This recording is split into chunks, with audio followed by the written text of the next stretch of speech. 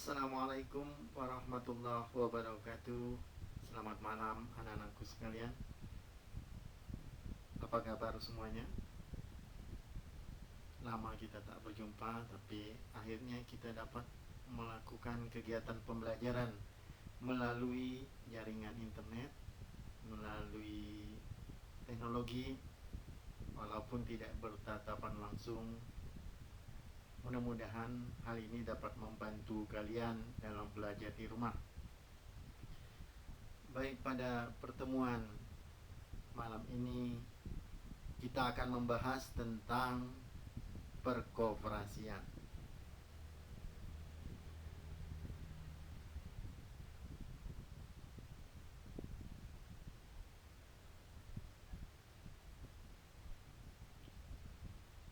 Sebelum memulai pembelajaran, kita harus mengetahui dulu tujuan pembelajaran kita. Yang pertama, diharapkan kita dapat menganalisis sejarah perkembangan koperasi di Indonesia,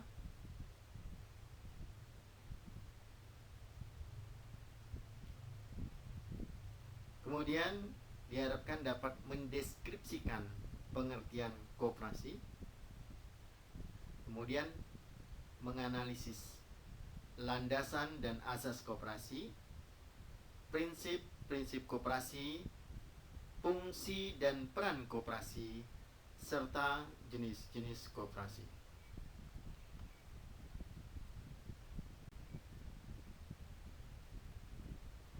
Kita akan melihat peta konsep pembelajaran kita mengenai perkoperasian. Kita nanti akan berbicara tentang sejarah koperasi, kemudian pengertian koperasi, landasan dan asasnya, kemudian tujuan koperasi, prinsip koperasi, fungsi dan peran koperasi, serta jenis-jenis koperasi. Sehingga dengan peta konsep ini, tujuan pembelajaran akan tercapai. Baik anak-anakku sekalian, kita akan memulai pembelajaran kita mengenai sejarah koperasi.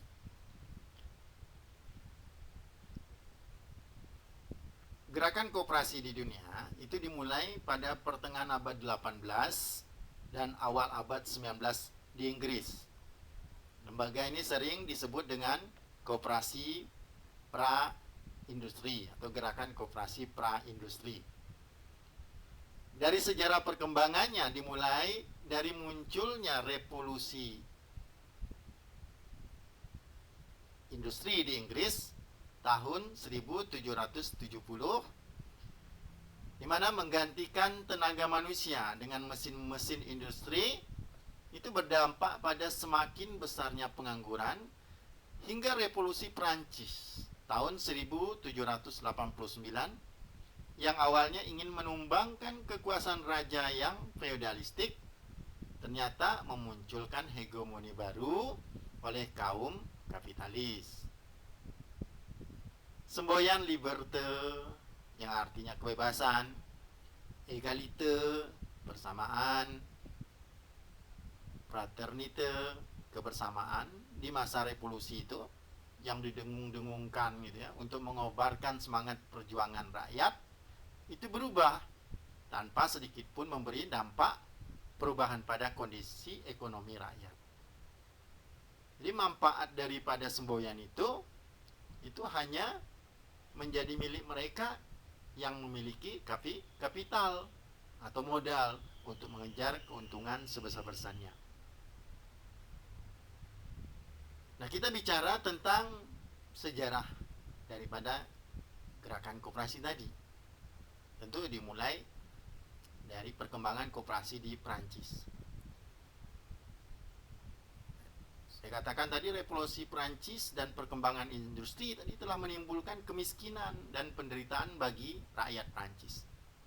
Kelahiran koperasi yang didasari oleh adanya penindasan dan kemiskinan yang terjadi pada masyarakat kalangan bawah atau buruh dalam sistem kapitalisme yang berkembang pesat saat itu ternyata harus berhadapan pula dengan kelemahan dari dalam koperasi sendiri, di mana kurangnya modal, kesadaran, dan pengetahuan yang rendah dari anggota dan pengurus menyebabkan koperasi sulit berkembang secara pesat. Beberapa pelopor dari koperasi di Prancis itu, sebutlah namanya Charles Portier, Louis Blanc, serta Ferdinand Lassalle. Itu menyadari perlunya perbaikan nasib rakyat, para pengusaha kecil di Prancis. Mereka berhasil membangun koperasi yang bergerak di bidang produksi. Charles Fourier, seorang sosialis Prancis, itu menganjurkan berdirinya unit-unit produksi Phalanstères yang mengedepankan semangat kebersamaan, baik kepemilikan kapital, mengupayakan kebutuhan sendiri, dan kepemilikan terhadap alat-alat produksi secara bersama-sama. Kemudian Louis Blanc, walaupun dia terpengaruh oleh cita-cita dari Charles Fourier tadi, tapi Louis Blanc mencoba lebih realistis dengan menyusun rencana yang lebih konkret. Louis Blanc mengusulkan kepada pemerintah untuk mendirikan tempat kerja untuk kaum buruh, di mana kaum buruh mengorganisir sendiri dengan cara kooperatif dan diawasi oleh pemerintah. Kemudian Saint-Simon berpendapat bahwa masalah sosial dapat diatasi jika masyarakat diatur menjadi asosiasi produktif yang dipimpin teknokrat dan ahli-ahli industri. Itu koperasi di Perancis. Nah, kemudian di Inggris, didirikan di kota Rochdale tahun 1844.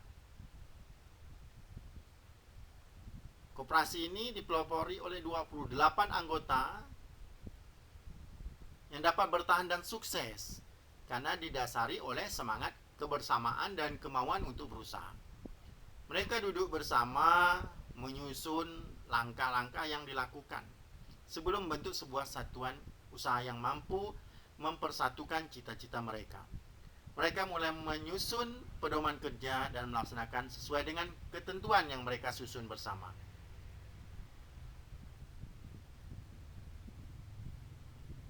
Jadi koperasi yang betul-betul menciri-cirikan koperasi inilah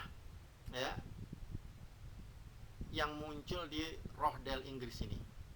Jadi bagaimana prinsip koperasi ada, di mana sifatnya terbuka, demokratis, ada sisa hasil usaha, tidak ada perbedaan ras, suku, bangsa, agama, aliran politik. Jadi ini yang menandakan bahwa di Rochdale, Inggris ini, koperasi yang betul-betul wujud koperasi itu sendiri. Nah, maka tonggak daripada gerakan koperasi di seluruh dunia ini dikenal di Rochdale ini, Rochdale, Inggris tentunya.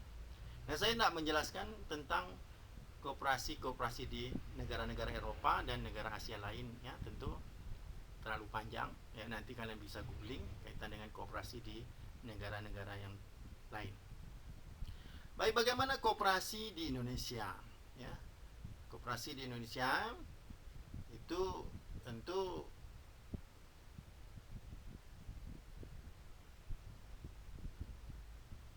lembaga yang cocok diterapkan di Indonesia itu koperasi, karena sifat masyarakat Indonesia itu penuh kekeluargaan, kegotong royongan, ini yang cocok dan sesuai dengan asas koperasi saat ini.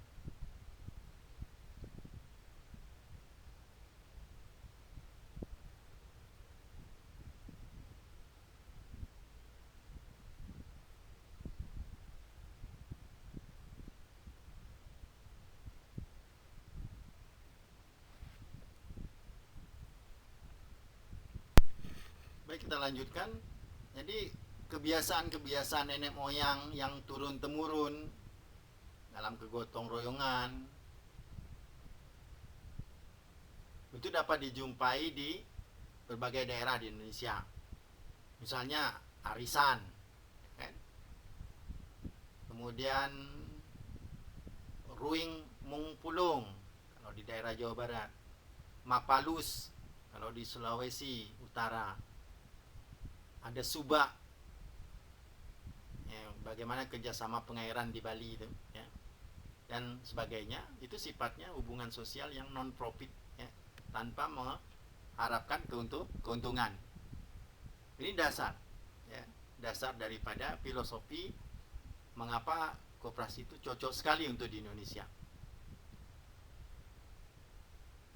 Walaupun, ya, kita lihat bahwa pelaksanaan yang bersifat pra-koperasi terutama di pedesaan itu yang masih dijumpai tadi. Oh ya, kita ada misalnya contoh lainnya kegiatan nugal gitu ya. Nah, itu kan gotong royong, ya, tanpa ada mengharapkan keuntungan gitu ya. Nah, ini tidak akan tergerus oleh zaman gitu, atau arus globalisasi, ya. Jadi kemajuan ilmu pengetahuan dan teknologi pada pertengahan abad 18 itu mengubah wajah dunia. Penemuan teknologi yang dikenal dengan revolusi industri itu melahirkan tata dunia ekonomi baru. Tatanan dunia ekonomi yang menjadi terpusat pada keuntungan perseorangan, yaitu kaum pemilik modal atau kapitalisme. Kapitalisme ini tentu menimbulkan kemelaratan bagi rakyat, terutama orang yang tidak punya modal tentu akan melarat. Kaum buruh, ya, tentu dari kemiskinan kemelaratan ini menimbulkan atau memunculkan kesadaran masyarakat untuk memperbaiki nasib. Tahun 1844 tadi saya berikan gambaran, lahir koperasi pertama di Inggris, ya, dengan nama Koperasi Rochdale yang dipimpin oleh Charles Howard, ya kan. Kalau saya sebutkan di Jerman ada Frederick Wilhelm Raiffeisen, Hermann Schul. Di Prancis tadi Charles Fourier, Louis Blanc dan Ferdinand Lassalle, dan lain sebagainya. Di Eropa berkembang meluas ke negara-negara lain, termasuk ke Indonesia. Bangsa Eropa mulai mengembangkan sayap untuk memasarkan hasil industri sekaligus mencari bahan mentah untuk industri mereka. Pada permulaannya, kedatangan mereka murni untuk berdagang. Nafsu serakah kaum kapitalis inilah akhirnya berubah menjadi bentuk penjajahan yang memelaratkan masyarakat. Bangsa Indonesia dijajah Belanda 3,5 abad, kemudian Jepang 3,5 tahun, ya. Selama penjajahan tentu kita mengalami kemelaratan, kesengsaraan. Penjajah melakukan penindasan, mengeruk hasil yang sebanyak-banyaknya dari kekayaan alam Indonesia. Tentu penjajahan menjadikan perekonomian Indonesia terbelakang. Masyarakat diperbodoh sehingga dengan mudah menjadi mangsa penipuan dan pemerasan kaum lintah darat, tengkulak, dan tukang ijon. Koperasi memang lahir dari penderitaan, sebagaimana terjadi di Eropa pertengahan abad 18. Di Indonesia pun koperasi ini lahir sebagai usaha memperbaiki ekonomi masyarakat yang ditindas oleh penjajah pada masa itu.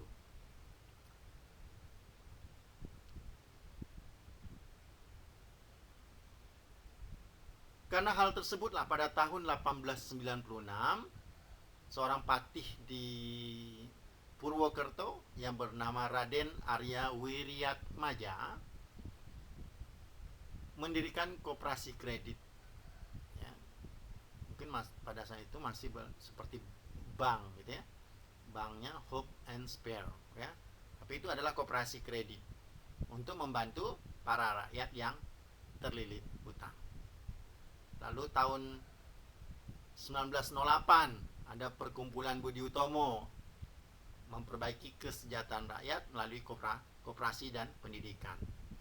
Dengan mendirikan koperasi rumah tangga yang dipelopori oleh Dr. Sutomo dan Gunawan Mangunkusumo. Kemudian ada muncul Serikat Dagang Islam oleh Haji Saman Hudi dan Haji Omar Said Cokro Aminoto. Ya, beliau mempropagandakan cita-cita tokoh koperasi. Tujuannya untuk mengimbangi dan menantang politik pemerintah kolonial Belanda yang banyak memberikan fasilitas dan menguntungkan para pedagang asing.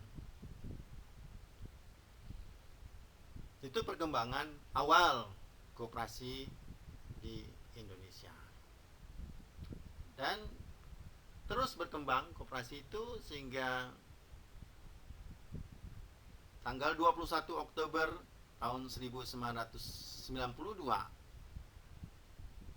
pemerintah mengesahkan Undang-Undang Nomor 25 tentang perkoperasian. Tentu ini menggantikan koperasi, Undang-Undang Koperasi, salah nomor 12 ya, Undang-Undang Koperasi itu nomor 12.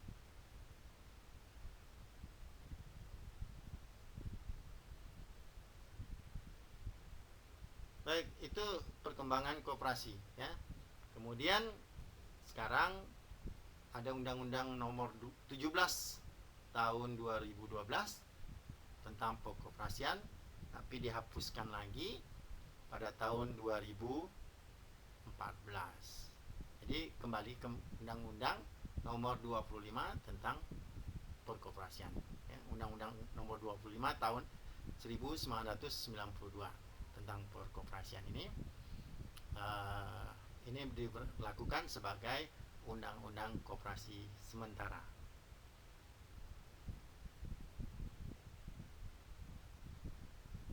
Baik, kita ke pengertian koperasi. Nah, koperasi kalau kita ambil dari kata istilahnya itu ada dua kata, ko dan operation ya. Ko dan operation.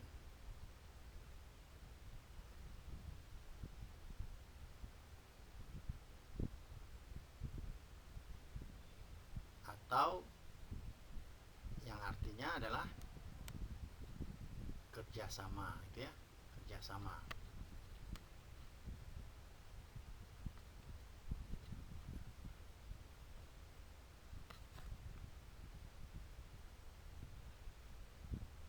Jadi dalam ilmu ekonomi terapan, bentuk kerjasama ya, dalam ekonomi yang diatur sedemikian rupa sehingga dapat membantu peserta kerjasama tersebut. Baik, bagaimana menurut Dr. Andes Muhammad Hatta? Menurut Muhammad Hatta,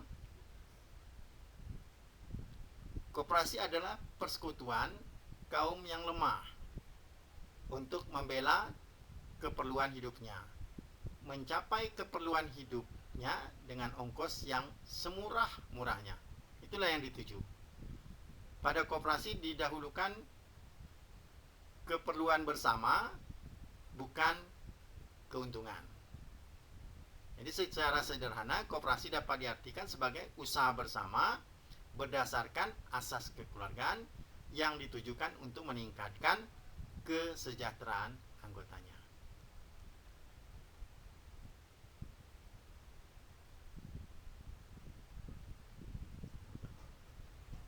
Landasan dan asas koperasi. Landasan idealnya adalah Pancasila, dan landasan struktural Undang-Undang Dasar 1945.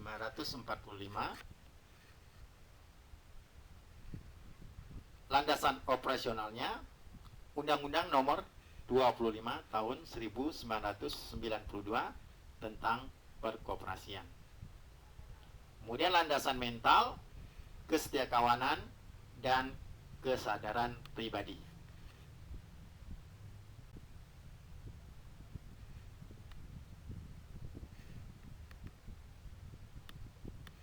Tujuan koperasi. Tujuan koperasi memajukan kesejahteraan anggota pada khususnya dan masyarakat. Jadi betul-betul bagaimana koperasi ini dapat memajukan kesejahteraan anggota. Kemudian tujuannya adalah membangun tatanan perekonomian nasional.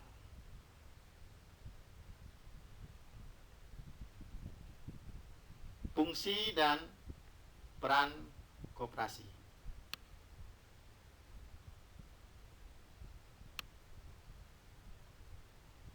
Yang pertama, membangun ekonomi anggota dan masyarakat.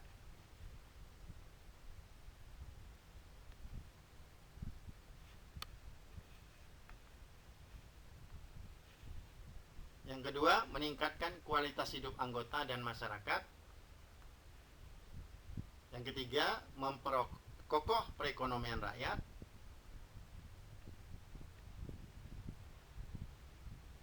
Karena kalau perekonomian rakyat sudah kokoh, ini sebagai dasar kekuatan dan ketahanan perekonomian nasional.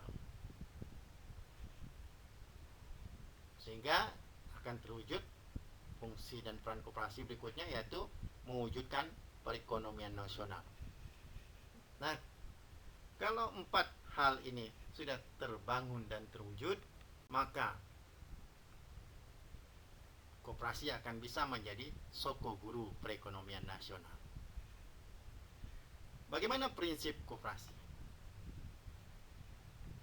Yang pertama, koperasi dikelola dengan prinsip pengelolaan secara demokratis. Kemudian yang kedua, pembagian SAU dilakukan secara adil. Pembagian balas jasa terbatas terhadap modal. Kemudian prinsip berikutnya, koperasi itu memiliki prinsip kemandirian. Kemudian punya prinsip pendidikan koperasi bagi anggota dan masyarakat. Kemudian prinsip kerjasama antar koperasi dan keanggotaan secara sukarela. Ciri-ciri koperasi. Yang perlu diingat adalah koperasi adalah kumpulan orang, bukan kumpulan modal. Ini akan muncul atau nampak dari ciri-ciri koperasi itu. Ya. Bahwa koperasi itu kegiatannya berdasarkan kepentingan anggota.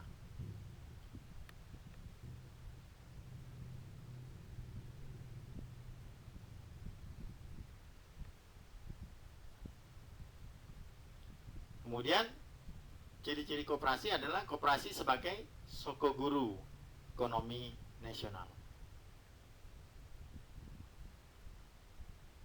Keanggotaan koperasi itu berdasarkan kesadaran tanpa paksaan, dan pengelolaan koperasi dilakukan secara demokratis. Jadi ini ada 5 ciri-ciri koperasi. Jenis koperasi. Yang pertama, kita membagi jenis koperasi berdasarkan tingkatannya. Yang pertama, koperasi primer. Apa itu koperasi primer? Koperasi primer didirikan oleh anggota minimal 20 orang. Bisa satu lingkup pekerjaan, kelurahan, desa. Contohnya adalah KUD, koperasi unit desa. Nah, itu koperasi primer. Kemudian koperasi pusat. Koperasi pusat adalah koperasi yang beranggotakan paling sedikit 5 koperasi primer yang berbadan hukum, meliputi 1 daerah kabupaten atau kota. Yang ketiga, koperasi gabungan. Koperasi gabungan adalah koperasi yang beranggotakan paling sedikit 3 koperasi pusat yang berbadan hukum meliputi 1 daerah tingkat provinsi. Contoh koperasi gabungan adalah Gabungan Koperasi Batik Indonesia atau GKBI, itu contohnya. Kemudian koperasi induk. Koperasi induk adalah koperasi yang beranggotakan paling sedikit 3 koperasi gabungan berbadan hukum meliputi seluruh wilayah Indonesia. Contoh koperasi induk adalah Pusat Koperasi Unit Desa, Puskut, ya. Nah, pusat koperasi.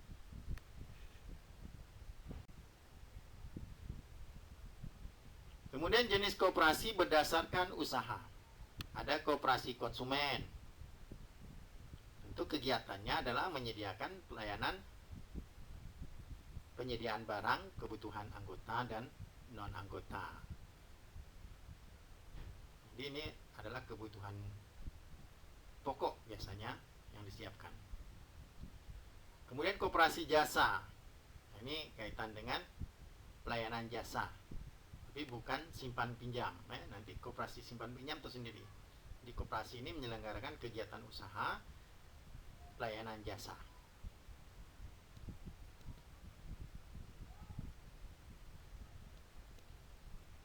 Misalnya koperasi angkutan. Ya.